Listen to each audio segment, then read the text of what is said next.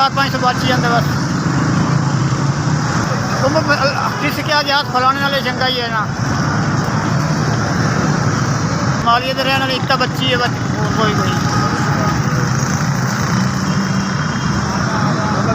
बाबा जी एवं कि लत्त सट लगी हुई है, किसी की मुथाजी ने अपना दर्द खाते पे किसी जगह हाथ नहीं फैलाया।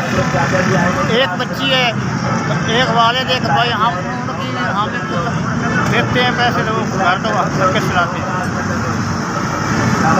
गरीब आदमी बड़े मुश्किल से अपना वक्त पास कर रहा हूँ, किसी का हाथ नहीं फैला रहा, कोई नहीं इमदाद करने वाला, यहाँ अपना करके खा रहा।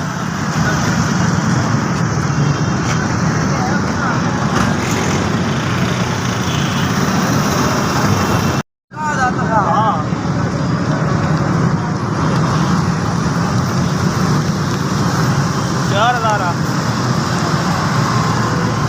4,000 खुश हाँ।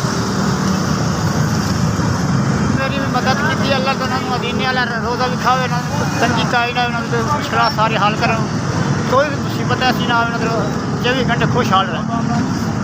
मेरी 4,000 उन्होंने खिदमत की, हर साल इंजे देंगे रहे, गरीब की खिदमत करेंगे रहते। एस बी एस आप बहुत मेहरबानी।